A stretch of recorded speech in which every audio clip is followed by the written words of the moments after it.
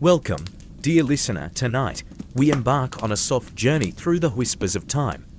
Let history unfold gently around you, like pages of an old book turning with the wind. Close your eyes, let your thoughts drift through the centuries. This is a quiet exploration of lives once lived, of stories carved into memory. A journey through hardship, brilliance, mystery, and resilience. You live in a small, wooden house, built by hand. The walls are thin, the wind seeps through the gaps. In winter, it bites. In summer, it stifles. Your home has one room. It is everything: kitchen, bedroom, stable, storage. Here, your family sleeps, eats, prays, and hides from the rain.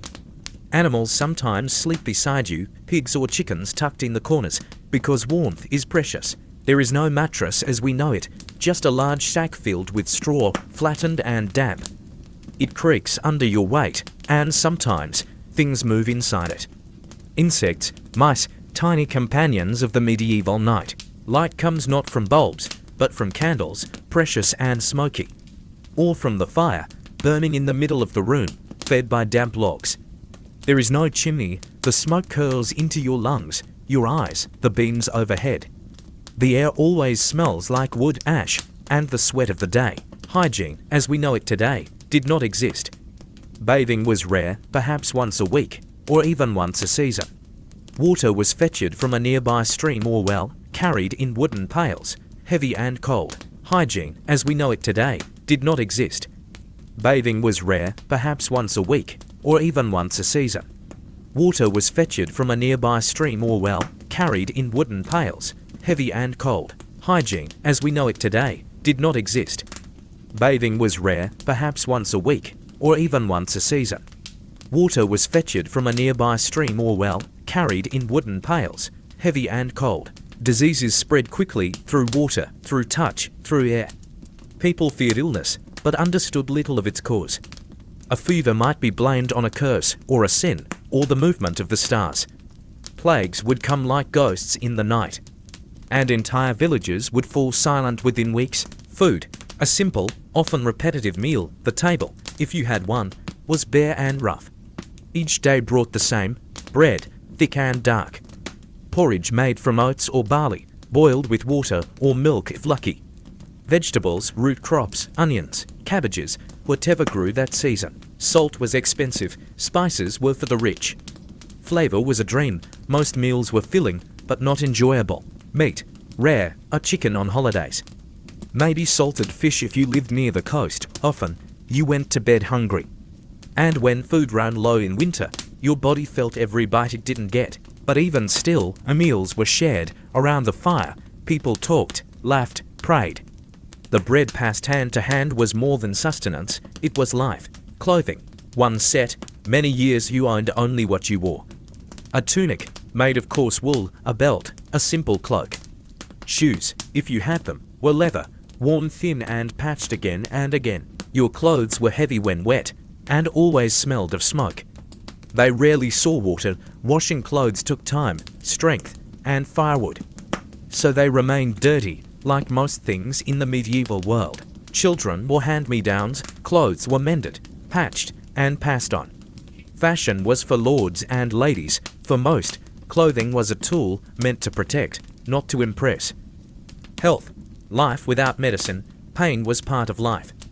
A toothache could last for years. A small cut could become deadly. Childbirth was dangerous. Many mothers never returned from it. Many infants never lived past their first winter. There were no hospitals as we know them. There were monks, midwives, herbalists. Cures were whispered more than prescribed. A poultice, a charm, a prayer. The body was mysterious, believed to be ruled by the balance of humors. Doctors drained blood or recommended strange diets. Leeches were common, and pain relief, almost non-existent. Still, people endured. They bore their ailments with silence or with prayer. And those who survived did so through sheer will. Work, sunrise to sunset, always, from the youngest to the oldest, everyone worked. Children helped in the fields by the age of 5. They gathered wood, fetched water, chased chickens. Adults worked from dawn to dusk, planting, harvesting, pulling, repairing. There were no holidays except for feast days. The calendar revolved around the church and the seasons. In winter, you chopped firewood until your hands cracked. In summer, you toiled under a merciless sun. There were no labor laws, no sick days, no pensions. Only your body, and how long it could carry on. The world outside, dangerous and unforgiving travel was rare. Roads were muddy, dangerous, and filled with bandits. Most people lived and died within 10 miles of where they were born. The forest could be beautiful, but also terrifying. Wolves, wild men's spirits, it was said. Weather ruled everything. A cold spring meant no harvest. A rainy autumn meant rot. Snow could trap you inside for weeks, and when it melted, it often brought floods. Water from the stream could make you sick.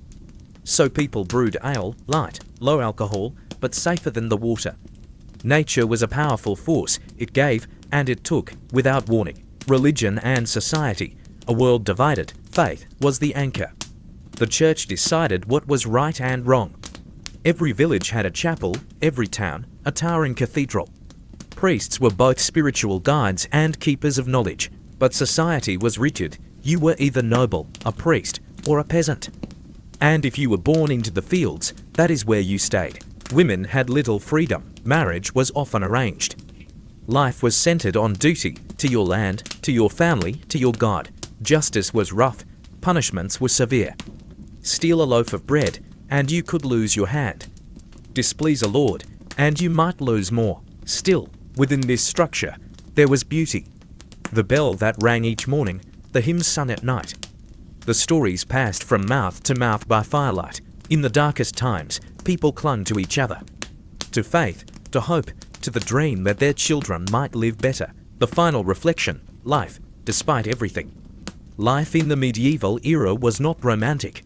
It was raw, real, relentless. But even in the dirt, in the struggle, there were moments of warmth. A laugh between siblings, a kiss stolen in the market. The smell of bread rising, the sound of snow falling, and most of all, the will to survive. To love, despite pain, to build, despite ruin. To carry on, day after day, in a world that asked so much. This was their world, this was their story. And now, in the quiet of night, you've walked beside them for a while. And so, we leave behind the cold cottages and muddy roads, the quiet struggles of medieval life.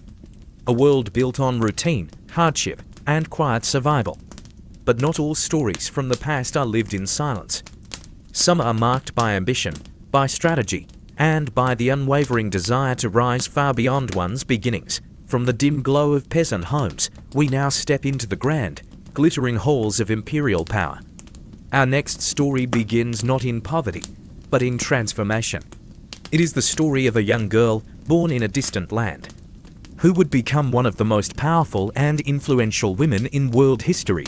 This is the rise of Catherine the Great, a slow tale of transformation, quiet ambition, and unshakable power in the heart of imperial Russia.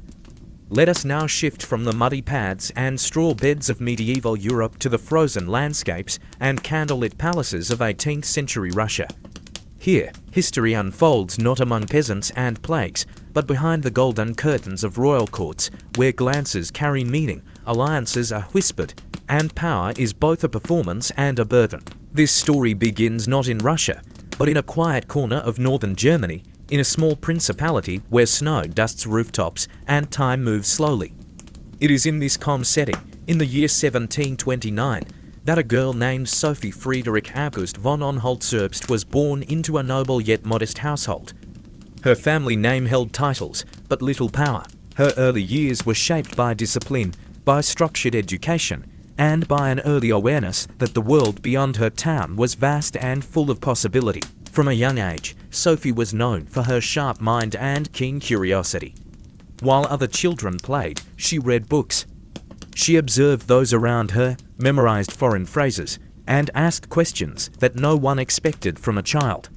She was not content to simply exist in the role given to her.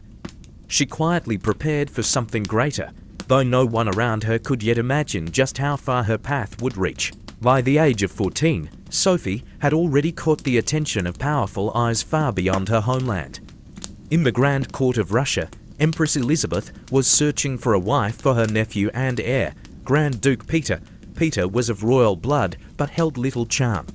He was described as odd, awkward, and emotionally distant. Still, he was set to inherit one of the largest empires in the world. And Sophie, with her noble blood and her malleable youth, was considered a suitable match. When the invitation arrived, it was not truly a request, but a calling. Sophie left her family, her homeland, her language, and her faith behind as she traveled to the Russian court. Her journey was long and uncertain. The carriage wheels turned slowly through frozen forests and fog-covered hills. Every mile brought her closer to a new world, one she did not yet understand but would one day command. Upon her arrival in St. Petersburg, Sophie encountered a court that was both majestic and merciless. Intrigue hung in the air like perfume. Every smile was measured, every word could carry weight. She knew that survival in such a place required more than charm. It required silence, patience, and the ability to read between every line spoken. Determined to belong, Sophie began learning the Russian language in secret.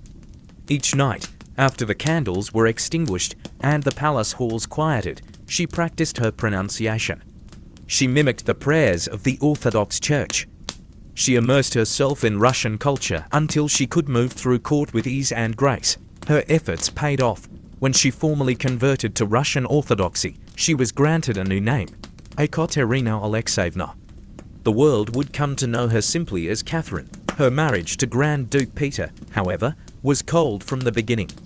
He was uninterested in his young bride, more captivated by military gains and his admiration for Prussian customs than in statecraft or companionship.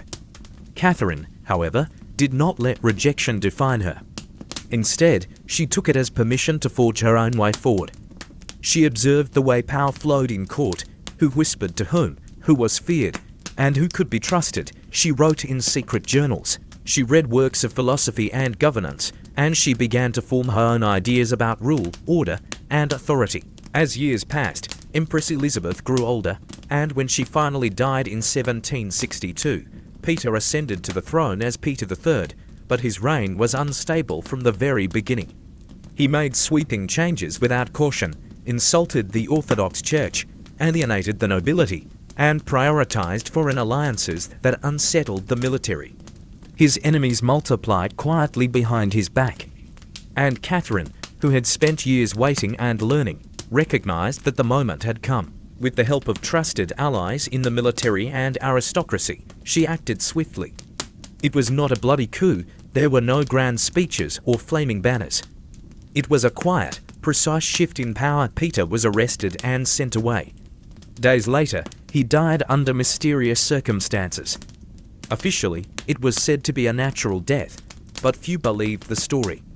Catherine, though never implicated directly, remained silent and unshaken. With Peter gone, Catherine was declared Empress of Russia. She was now 33 years old and held absolute power over an empire that stretched across continents. But unlike rulers who come to power by chance, Catherine had spent 2 decades preparing for this. She ruled not from instinct alone, but from a philosophy deeply rooted in study, reflection, and experience. Her reign would last for 34 years. During this time, Russia expanded in every direction. Catherine waged wars, signed treaties, and reshaped borders. She reformed administration, rewrote laws, and modernized education. Schools were opened for both boys and girls, a radical act in its time. She corresponded with great minds of the Enlightenment, including Voltaire and Diderot, who saw in her a monarch of vision. Though she ruled with elegance, she did not fear firmness. In 1773, a massive rebellion known as the Pugachev Uprising threatened the empire. Led by a man claiming to be the late Peter III, it united thousands of peasants and Cossacks in violent defiance. Catherine responded not with hesitation, but with strategic force. The rebellion was crushed, and its leader executed. Her authority, once questioned, was now reaffirmed. Her personal life was no less complicated. She had many lovers, often younger than herself, and often elevated to power through their proximity to her. These relationships were sometimes passionate, sometimes political. But Catherine never remarried. She had no need for a king beside her. She was the empress in every sense of the word, sovereign not just by title, but by presence, intellect, and will. In her final years, Catherine continued to work. She read, wrote, and reformed. She suffered from failing health, but refused to slow down. And in 1796, she died quietly in her palace, leaving behind a Russia that had grown stronger, more educated, and more respected on the global stage. Catherine's story is not one of fairy tales or fantasies. It is a story of observation, calculation, patience, and the gradual gathering of power. It is the journey of a girl who left behind everything she knew and became something greater than anyone had ever expected. Tonight, as the world quiets around you, let her story linger a little longer. Imagine her walking through candlelit corridors, her footsteps steady, her gaze focused. She reminds us that strength can take many forms. Some are loud and immediate, others are quiet and enduring. In Catherine, we see not just a ruler, but a woman who became the architect of her own destiny. We now leave behind the marble halls of St. Petersburg and the candlelit corridors of a Russian palace. Catherine's story, filled with intellect, power, and quiet defiance, has come to rest for the night. But history does not unfold in one place alone. As we turn the page, the world shifts beneath our feet. The snow melts into jungle heat. The glitter of European courts gives way to green vines, stone temples, and the deep breath of an ancient forest. Our next story takes us far from the empires of Europe, into a world where time was measured by the stars, and kings and queens were buried beneath temples carved by hand. It is a place where stone remembers what names have forgotten. This is the story of the Red Queen of Palenque, whose silent tomb still holds secrets after 1,000 years. Now we leave behind the glittering courts and snow-covered palaces of Imperial Russia. Our path winds southward, far from European kingdoms and familiar languages, into a land shaped by dense jungle, ancient stone, and a people whose knowledge of the stars rivaled that of the heavens themselves. We arrive in the heart of the Maya world, a place alive with rhythm, mystery, and the quiet echo of forgotten gods. The Maya civilization once flourished across what is now southern Mexico, Guatemala, Belize, and parts of Honduras and El Salvador. Known for their advanced astronomy, complex writing system, towering pyramids, and cyclical understanding of time, the Maya left behind traces of a world both deeply spiritual and rigorously intellectual. Among the many cities they built, one of the most significant was Palenque, nestled deep within the tropical forests of present-day Chiapas, Mexico. In its prime, Palenque was a city of power and beauty. Stone temples rose from the canopy-like islands in a green ocean. Intricate carvings adorned every surface, telling stories of kings and gods, of battles and sacred rituals. The city was ruled by a lineage of powerful leaders, including Genob Pakel, also known as Pakel the Great, whose tomb became one of the most iconic archaeological discoveries of the 20th century. But there is another tomb in Palenque, one lesser known yet no less mysterious. It lies beneath Temple 13, near the resting place of Pakel himself. Discovered in the 1990s, this tomb would come to captivate archaeologists and historians alike, not for what it said, but for what it refused to explain. Inside this stone chamber, hidden for over 1,000 years, lay the remains of a woman. Her bones were stained deep red, her body surrounded by jade, shells, and signs of reverence. She was given the name the Red Queen. The discovery was breathtaking. The moment the burial chamber was opened, researchers were met with a vivid red dust that clung to every surface. This dust was cinnabar, a mineral composed of mercury sulfide, toxic to breathe, yet considered sacred by the Maya. It was often used in royal burials to symbolize blood, life, and rebirth. The fact that the Red Queen's body had been entirely covered in cinnabar indicated her high status. This was no ordinary woman. She had been honored in death with a ritual of rare and spiritual significance. Beside her were precious offerings, finely crafted jade beads, delicate shell ornaments, and intricately shaped objects placed with great care. These were not only decorative, but symbolic, each chosen for a reason.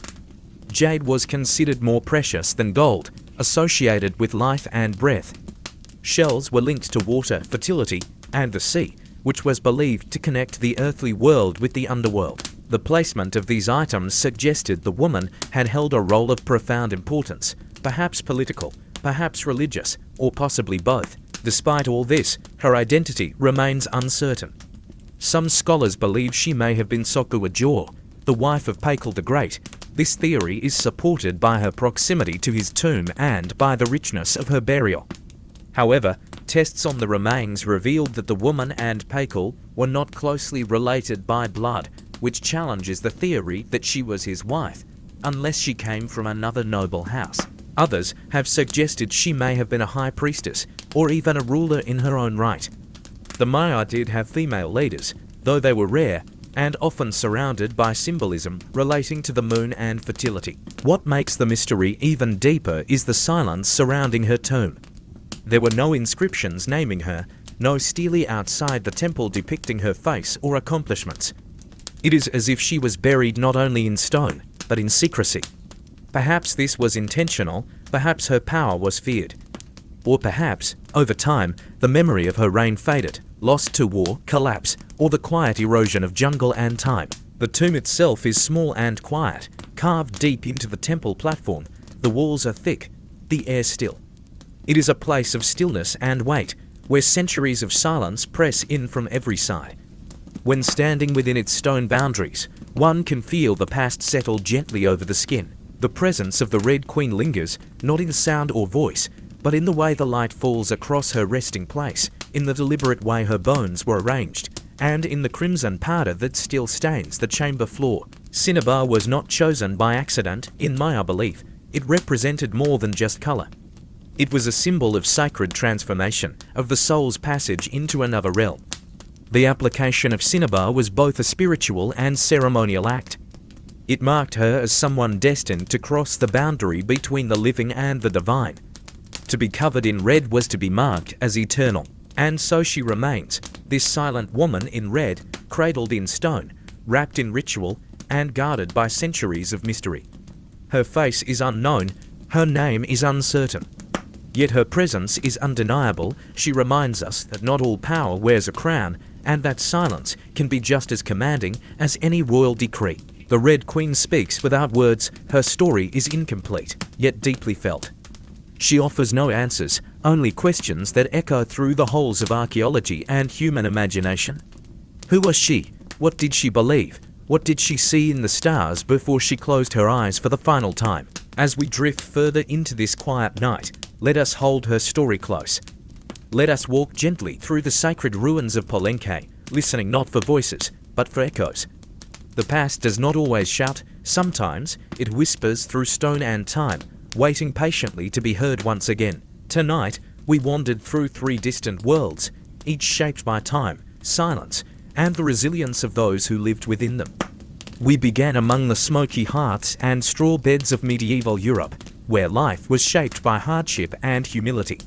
We saw how ordinary people endured cold winters, illness, and hunger with quiet perseverance. Their days were simple, but never easy, and within their struggles lived a quiet kind of strength. From there, we stepped into the golden courts of Imperial Russia, where a young German girl named Sophie transformed herself into Catherine the Great. In a world of power and intrigue, she listened, learned, and rose beyond every limit placed upon her. She did not shout to rule, but moved with patience and intention, becoming one of history's most enduring empresses. Our journey then led us deep into the forests of ancient Mesoamerica, where the Red Queen of Palenque still rests in crimson silence. Her name remains unknown, but her burial spoke louder than words. She was honored with sacred rites and laid to rest in stone and cinnabar, her legacy preserved not in records, but in mystery. Though each life unfolded in a different time and place, they all left quiet marks on the world. These stories remind us that even in the most distant past, people struggled, rose, ruled, and were remembered in ways that still whisper through time. Now, as the night grows deeper and your breathing slows, let these echoes fade gently in your mind. Let the flicker of torchlight dim, let the snow fall over palace roofs. Let the jungle grow still once again. History has spoken softly this evening, and now it to rests. Good night.